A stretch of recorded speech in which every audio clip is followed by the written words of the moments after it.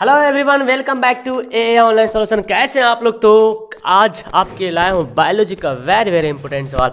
तो bio science का एक बहुत इंपॉर्टेंट पार्ट है और इससे ज़्यादा सवाल पूछा जाता है एग्जाम में।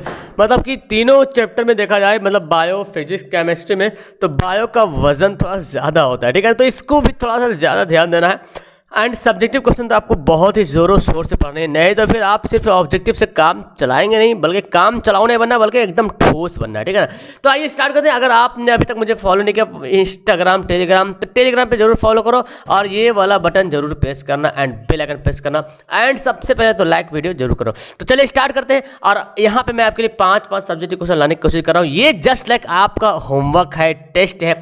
अगर आपको याद है तो वेरी गुड, अगर याद नहीं है तो आप इसे याद करने की कोशिश करो। ओके, चलिए सबसे पहला सवाल हमारे पास यहाँ पे है, तंत्रिका उत्तक कैसे क्रिया करता है? How does nerve tissue work, यानी कि नर्वस सेल भी बोल सकते हैं इसको, कैसे काम करती है। तो आइए यहाँ पे पढ़ते हैं। देखिए ये 2 या 3 नंबर का सवाल आएगा, ठीक है ना। हालांकि 2 ही नंबर आता है, कहीं कहीं किसी बोर्ड में 3 नंबर भी आएगा। तो आप किसी भी बोर्ड से हो, डोंट वरी, किसी भी बोर्ड से, Bihar board, UP board, Jharkhand, यहाँ तक कि मैं सीबीएसई भी बोर्ड बोलूँ तो कोई हर्ज नहीं इसमें, ठीक है ना, बिकॉज उसमें भी सवाल आता है। चलिए पढ़ते हैं। शरीर के किसी भाग से प्राप्त सूचनाएं तंत्रिका कोशिका द्वारा एक से दूसरे कोशिकाओं में होते हुए मेरुरज्जु तक पहुंचता है। यानी कि जो नर्वस सेल है ना, जो तंत्रिका कोशिका है, हमारे शरीर के किसी भी भाग से सूचनाएं क्या होता है? इन्फॉर्मेशन। यानी कि जैसे किसी ने कुछ बोला, लता मंगेशकर ने गाई गाना, तो हम सुने और हम सुनते ही हम मेरा दिमाग काम कर गया, ओहो ये गाना लता मंगेशकर का है ना। तो ये सूचनाएं हमारे ब्रेन में कौन पहुंचा रहा? यही है नर्वस उत्तक, यानी कि तंत्रिका कोशिका। यानी अगर पीछे से किसी ने चुट्टी काटी, तुरंत आपको एहसास हो गया अरे किसी ने चुट्टी काटी, वही इन्फॉर्मेशन है, ठीक है ना। पीछे से कोई कुत्ता भौंक रहा तो आपको कुत्ता ही समझ, आपको दिमाग में बात चलेगा अरे कुत्ता को भौंकना, ना कि आपके दिमाग में बात है कि गाय को चिल्ला रही है ना, या मुर्गी कोई बोल रही है ना। तो कुत्ता की आवाज़ कुत्ते ही आपको माइंड में कन्वर्ट होगा, क्योंकि ये जो सूचनाएं, आपका कान जो है ना, सूचनाएं लिया और तंत्रिका उत्तक के द्वारा जो है एक से दूसरी कोशिकाओं में पहुंचाते हुए मेरुरज्जु तक पहुंच जाता है ना। और फिर मेरुरज्जु से मस्तिष्क तक पहुंचता है। मेरुरज्जु द्वारा होते हुए मस्तिष्क को सूचना पहुंचने पर अनुक्रिया होता है। अब अनुक्रिया होता है, पीछे कुत्ता भौंका कस के, अब तुरंत भागना शुरू हुए। तो तुरंत भागना शुरू हुए मतलब जैसे ही कुत्ते ने भौंकना शुरू किया, आप भागना शुरू किए, तुरंत रास्ता खाली कर दिए, सैड हो गया, डर गए थोड़ा सा, तो ये अनुक्रिया हुआ। तो ये इतना फास्ट हो रहा, समझ में आ रहा ना, जैसे आपके दिमाग में कुत्ते की आवाज़ आई तुरंत आप सेट हो गए। इसके दरमियान कितना सा टाइम लगा होगा, सोचो कितना सेकंड के सेकंड, बहुत सेकंड का कितना भाग, मतलब बहुत ही कम समय में आपका माइंड पढ़ लिया एंड आप जो है तुरंत चौकन्ने हो गए, ठीक है ना। तो यही है मस्तिष्क का जो कार्य करता है, यानी कि जो तंत्रिका उत्तक है, इसका मेन कार्य यही है कि शरीर के सभी भागों से सूचनाएं कोशिका तंत्रिका उत्तक जो है ग्रहण करता है और एक कोशिका से दूसरी कोशिका तक पहुंचाते पहुंचाते मेरुरज्जु तक पहुंचता है, यानी कि स्पाइनल कोड तक पहुंचता है और स्पाइनल कोड के द्वारा जो है मस्तिष्क तक पहुंचना है। तभी हम जो है रिएक्शन करते हैं, रिएक्ट करते हैं, ठीक है ना, कि इसके पीछे क्या करना चाहिए। तो मेरे ख्याल से आपको याद होगा, इंग्लिश वाला भी यहाँ पे इंग्लिश वाला क्वेश्चन नोट कर लेना। ओके, आंसर आगे पढ़ते हैं। हार्मोन क्या है? 2 पादप हार्मोन के नाम बताइए। What is hormone? Name two plants hormone. पादप हार्मोन का नाम बताइए। देखिए हार्मोन होता क्या, आइए जानते हैं। वे रासायनिक पदार्थ जो पौधों में उत्पन्न होकर उनमें नियंत्रण और समन्वय का कार्य संपादित करते हैं। मतलब एक ऐसा रासायनिक पदार्थ है जो पौधों में उत्पन्न होकर, है ना, उनमें नियंत्रण और समन्वय का कार्य करता है। एक्चुअली यहाँ पे पादप हार्मोन होना चाहिए था, सॉरी, ठीक है ना। पादप हार्मोन क्या है? चूंकि पौधों के बारे में बोला जा रहा है तो पादप हार्मोन सवाल ही होगा, ना कि सिर्फ हार्मोन तो इंसान के बॉडी में भी होता है ना, जीव जंतु में भी होता है, तो पेड़ पौधे में भी होता है। तो यहाँ पे एक्चुअली पादप हार्मोन के बारे में बात किया जा रहा कि पादप हार्मोन क्या है और 2 पादप हार्मोन का उदाहरण दें।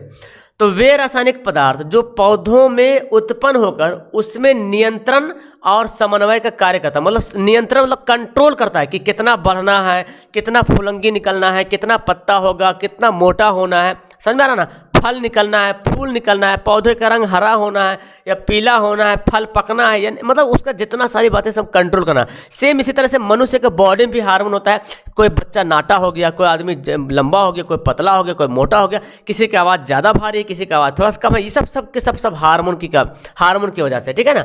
तो हार्मोन पादप हार्मोन में जो पौधों में पाया जाता है, तो पौधों में उत्पन्न होकर वो पौधों को जो है नियंत्रण करता और समन्वय का कार्य करता है, ठीक है। पादप हार्मोन उसको बोल रहे हैं, ठीक है, उसी को पादप हार्मोन कहते हैं। उदाहरण देखिए, ऑक्सिन और जिब्रेलिन, ये दोनों पादप हार्मोन बहुत ही फेमस है, बहुत ही हाईलाइटेड। ये ऑब्जेक्टिव सवाल में भी ये सवाल पूछ लिया जाता है कि ऑक्सिन क्या है। अक्सर सवाल में आता है कि एक पादप हार्मोन का नाम बताएं, तो आ जाता है ऑक्सिन, जिब्रेलिन, और भी रहता है मनुष्य के बॉडी में पाए जाने वाला हार्मोन का भी नाम आता है। तो आपको चुनना है ऐसे, है ना। तो आप यहाँ पे इंग्लिश वाले भी यहाँ पे कन्वर्ट कर सकते हो, ठीक है। ओके, समझ में आ गया पादप हार्मोन किसे कहते हैं। चलिए जी नेक्स्ट सवाल पढ़ते हैं। प्रकाश संश्लेषण क्या है। What is photosynthesis. इस क्रिया का रासायनिक समीकरण के द्वारा पेश करना, ठीक है ना। Right the chemical equation of this reaction. चलिए पढ़ते हैं, प्रकाश संश्लेषण किसे कहते हैं, फोटोसिंथेसिस क्या है। देखिए सभी हरे पौधे, एक बात याद रखें, फोटोसिंथेसिस जो है यानी कि प्रकाश संश्लेषण सिर्फ हरे पौधे में होने वाला है। पीला पौधा में प्रकाश संश्लेषण नहीं होता, ठीक है ना, मनुष्य में नहीं होता, बल्कि हरे पौधे में होता है। इसलिए यहाँ पे लिखा गया सभी हरे पौधे, जितना भी हरे हरे पौधे हैं ना, सभी हरे पौधे क्लोरोफिल तथा सूर्य प्रकाश की उपस्थिति में, क्लोरोफिल होना जरूरी है ना। हरे पौधे तो क्लोरोफिल तो होगा ही होगा। सूर्य प्रकाश की उपस्थिति में वायुमंडल से CO2 ग्रहण करता है और कार्बोहाइड्रेट का निर्माण करता है। इसी क्रिया को प्रकाश संश्लेषण कहते हैं। रासायनिक समीकरण इसका नीचे दिया हुआ है। समझ में आ रहा है मेरी बात। यानी कि जितने सारे हरे पौधे हैं उनमें जो क्लोरोफिल है और सूर्य का, तो क्लोरोफिल जो है और सूर्य के प्रकाश की उपस्थिति में, सूर्य का प्रकाश होना बहुत जरूरी है। सूर्य का प्रकाश नहीं रहेगा तो प्रकाश संश्लेषण नहीं हो पाएगा। तो सूर्य के प्रकाश की उपस्थिति में वायुमंडल से CO2 ग्रहण करता है और उसको जो कार्बोहाइड्रेट में क्या करता है, बदल देता है। और फिर कार्बोहाइड्रेट बदलने के बाद क्या करता है, कार्बन मतलब ऑक्सीजन जो है छोड़ता है। तो खैर उसको तो लिखना नहीं है, तो कार्बोहाइड्रेट में बदल देता है, कार्बोहाइड्रेट का निर्माण करता है, ठीक है ना। इसी क्रिया को, ये जो क्रिया हो रहा ना, इसको बोलेंगे प्रकाश संश्लेषण। इसका नीचे देखिए एग्जाम्पल दिया हुआ, ये CO2 है, ऑक्सीजन, कार्बन डाइऑक्साइड है, H2O जल है। यहाँ पे सूर्य का प्रकाश भी है, क्लोरोफिल, इनकी उपस्थिति में हुआ। तो ये देखिए C6H12O6, ये क्या पता है ना, ये आपको पता है ग्लूकोज है ना जी, ये ग्लूकोज है, O2 ऑक्सीजन है, H2O जल है। तो ये है इसका रासायनिक केमिकल। एंड यहाँ पे मैंने इंग्लिश का तो क्वेश्चन लिख दिया, लेकिन इक्वेशन तुम लोग यहाँ पे ऊपर का देख के जरूर नोट कर लेना। ओके, तो उम्मीद है कि ये सब सवाल आपको याद होना चाहिए। अगर याद नहीं है तो आज ये जो वीडियो, जो तुम्हारी आंखें जो वीडियो देख रही है ना, एकदम आज के आज इसको याद होना चाहिए। अगर याद नहीं है तो मेरे प्यारे स्टूडेंट इसको याद कर लो, ठीक है ना। आज का काम कल पर ना डाल, ठीक है ना। आज ही इसको कल, जो कल करे सो आज कर, ठीक है ना। और आज करे सो अब कर, एकदम अब नोट करो और फटाफट याद करो, कुछ भी टाइम नहीं लगेगा, एकदम आराम से आप याद कर पाओगे। समजात अंग से आप क्या समझते हैं, उदाहरण दीजिए। और अगर हाँ आपको अगर सब्जेक्टिव क्वेश्चन याद करने में मुसीबत होती है, परेशानी होती है, तो मुझे कमेंट करें, मैं कोशिश करूंगा उसका कुछ हल निकालने का, ठीक है। उसका कुछ तरीका मैं बताऊंगा तो शायद आपका कुछ समाधान हो पाए। Okay, what do you understand by homologous organ, यानी कि समजात अंग। समजात अंग मतलब एक ही जात। देखिए यहाँ पे समझिए, समजात, सम मतलब बराबर, जात मतलब समझ, जात एक ही जात, अंग मतलब बॉडी का जो पार्ट है। आइए पढ़ते हैं। भिन्न भिन्न वातावरणों में, मतलब अनेक अनेक अलग अलग अलग जगह में रहने वाले जंतुओं के कुछ अंग ऐसे होते हैं जो संरचना एवं उत्पत्ति के दृष्टिकोण से समान होता है, मतलब सेम बना होता है।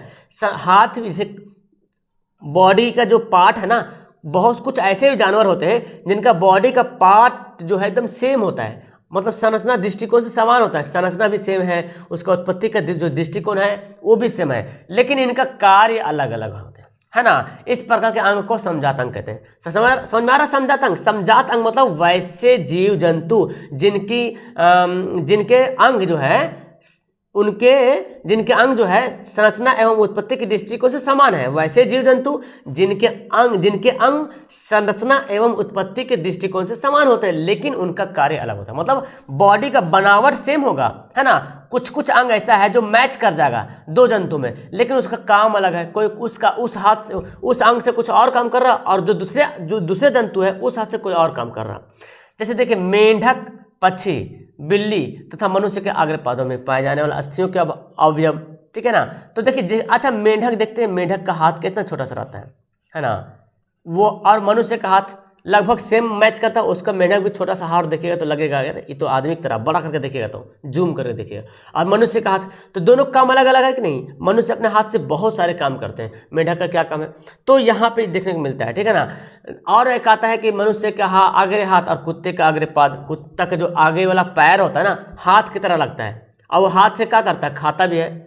और मनुष्य हाथ से बहुत काम करता है, वो सिर्फ खाने का काम करता है और पकड़ने का काम करता है। मनुष्य अपने हाथ से बहुत सारा मारने का भी काम करता है, ठीक है। तो ये हुआ, काम अलग है, अंग बनावट सेम हो रहेगा कुछ अंग, लेकिन काम अलग है। तो वैसे जंतु को बोलेंगे समजात, वैसे अंग को बोलेंगे समजात अंग। क्लियर है?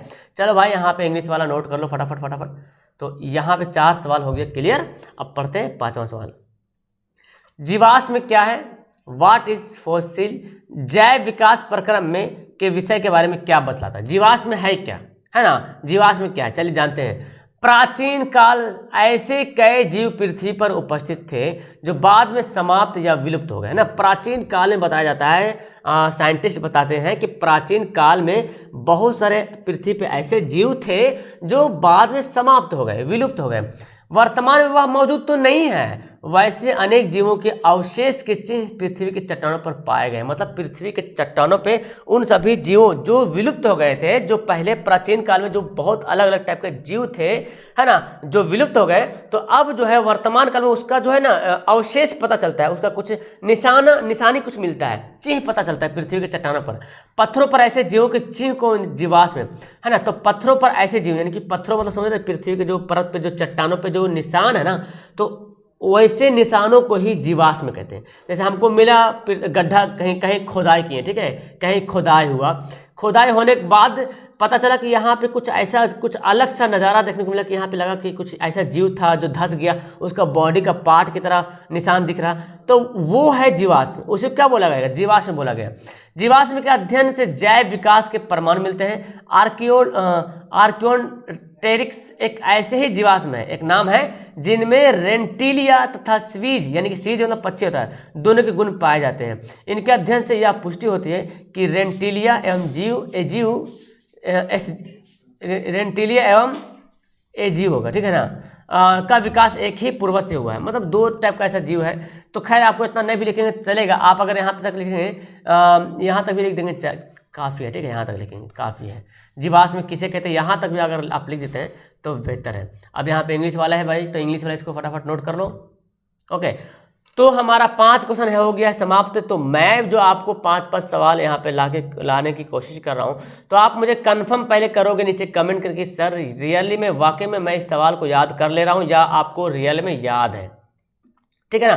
तब लगा कि मेरी मेहनत कामयाब हो रही है, बिकॉज मैं भी मेहनत से आपके सामने ये सब सवाल को खोज के चुन करके और ट्रांसलेट करके आपको लाता हूँ, ठीक है ना, एंड समझाने की कोशिश करता हूँ। तो आप इस मेहनत को बेकार मत जाने दीजिए, एंड मैं आप जो भी कीजिएगा आप अपने लिए कीजिएगा। सो अभी से आप इसको याद करना शुरू कीजिए। और याद करना कोई बड़ी भारी सी बात नहीं, एकदम आसान सी बात है। बस अपने दिल में पहले पॉजिटिव बनाओ, अपने माइंड को पॉजिटिव करो कि हमें याद करना है, याद हो जाएगा भाई। इसको समझाओ प्यार से, दिमाग को प्यार से समझाओ, याद हो जाएगा भाई। टेंशन क्यों लेता है ना, तो याद हो जाएगा। अब जब टेंशन पहले ही सोच लोगे कि यार याद नहीं होगा ये सब, तो फिर याद होना इम्पॉसिबल है।